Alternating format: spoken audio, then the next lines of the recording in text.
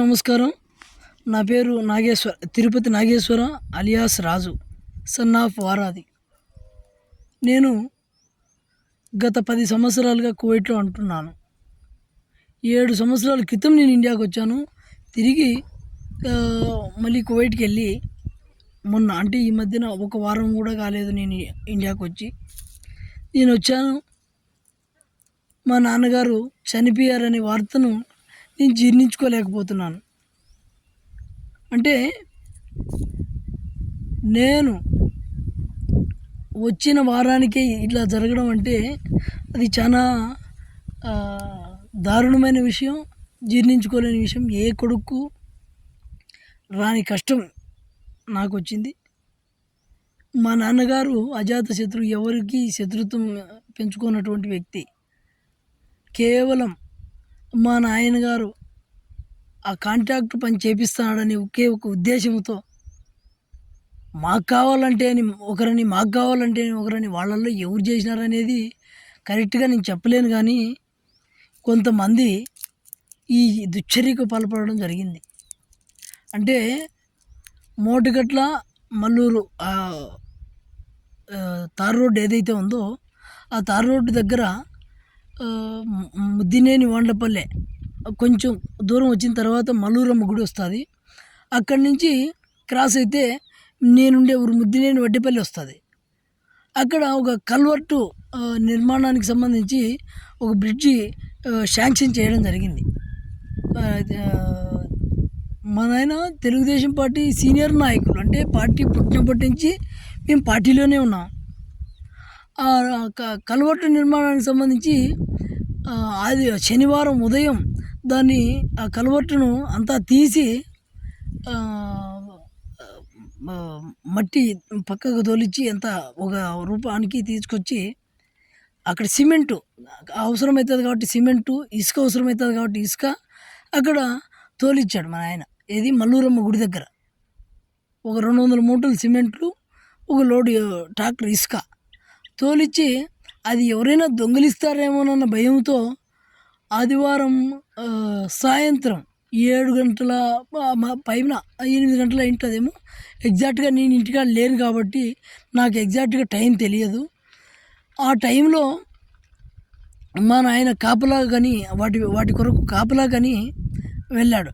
వెళుతూ ఆ యొక్క కల్వర్టు నిర్మాణానికి సంబంధించి ఆ మట్టిని తొలగించే దానికి ట్రాక్టర్లు ఉపయోగించినారు కదా, ఆ ట్రాక్టర్ల డ్రైవర్లు ఎవరైతే ఉన్నారో తుమ్మచెట్ల రాజేంద్ర, తుమ్మచెట్ల రాజు, వీళ్ళిద్దరూ మా నాయన్ను అక్కడికి తీసుకెళ్ళి వాళ్ళు డబ్బులు డ్రా చేయించుకొని డబ్బులు తీసుకొని మా నాయన్ను అక్కడ వదిలేశారు.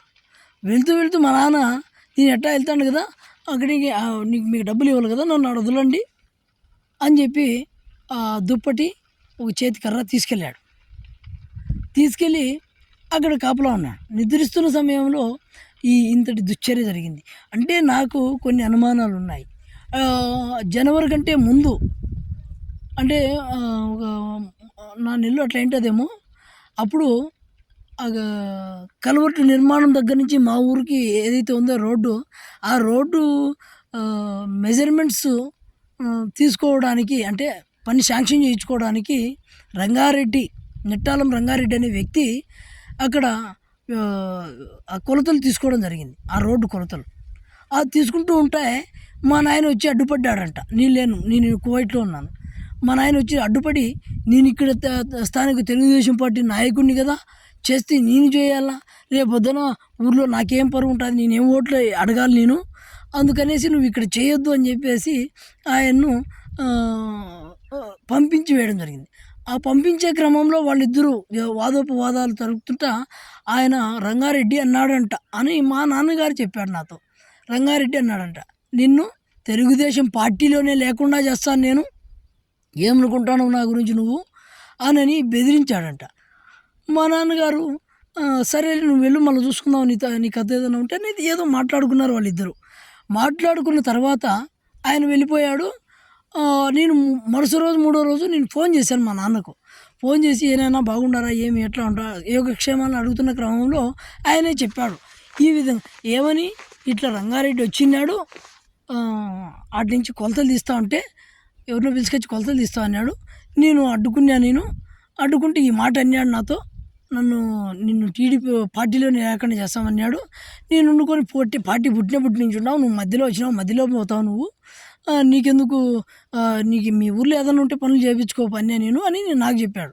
సరేలే అని చెప్పేసి నేను నెంబరు అతనితో మాట్లాడాలని వేరే వాళ్ళ దగ్గర నుంచి నెంబర్ తీసుకొని నేను అతనికి ఫోన్ చేశాను. నేను ఏమన్నా మా నాయనతో నీకెందుకు గొడవ, మా నాయన అడ్డుకున్నాడు కదా, ఆయనతో నువ్వు గొడవ పడాల్సిన అవసరం లే, నీకు ఏదన్నా ఉంటే నువ్వు మీ పై స్థాయి నాయకులకు మీరు ఏదైనా రిపోర్ట్ చేసుకోండి, అంతేగాని మా నాన్నను మీరు మాట్లాడాల్సిన అవసరం లేదు, నీకు ఏదన్నా కావాలంటే నేనే వస్తా, జనవరిలో వస్తా అని చెప్పి ఆయన్ను నేను మాట్లాడడం జరిగింది. రా అయితే చూసుకుందాం అన్నాడు. అంతటితో ఆగిపోయింది. నేను జనవరిలో రాలేకపోయాను, మొన్న వచ్చాను నేను.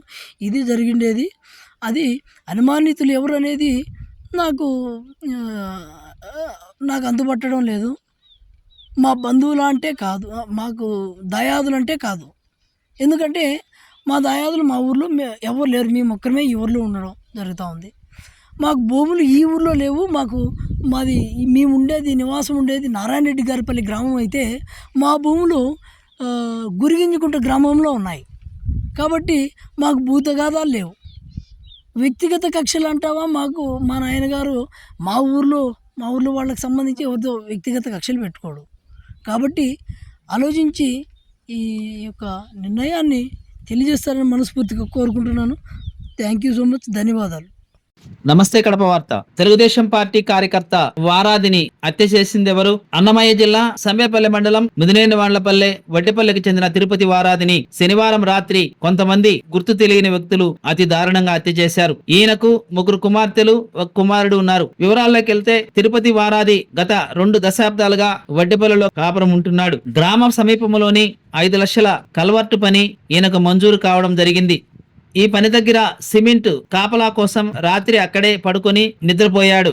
వారాది అంటే సరిపోని వ్యక్తులు సమాచారం తెలుసుకుని ఒంటరిగా నిద్రిస్తున్న వారాదిని తలపై బాది అతి దారుణంగా హత్య చేశారు. ఆదివారం ఉదయం గుర్తించిన గ్రామస్తులు పోలీసులకు సమాచారం అందజేశారు. సంఘటనా స్థలాన్ని రూరల్ సిఐ వరప్రసాద్ సందర్శించారు. పోలీసులు కేసు కట్టి విచారణ చేపట్టారు. వారాది కుటుంబ సభ్యులను పరామర్శించిన మంత్రి మండిపల్లి, రాష్ట్ర రవాణా శాఖ మంత్రులు మండిపల్లి రాంప్రసాద్ రెడ్డి సంఘటనా స్థలాన్ని చేరుకుని మృతదేహాన్ని పరిశీలించారు. వారాది కుటుంబ సభ్యులను పరామర్శించారు. త్వరితగతిన కేసును విచారించి తగు చర్యలు తీసుకోవాల్సిందిగా పోలీసులకు ఆయన సూచనలు అందజేశారు.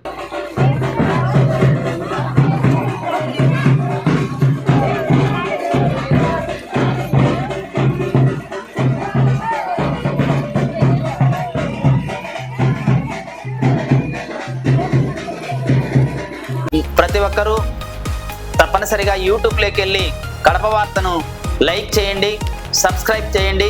ఇట్లు మీ జి రమణయ్య, ఎడిటర్, కడప వార్త.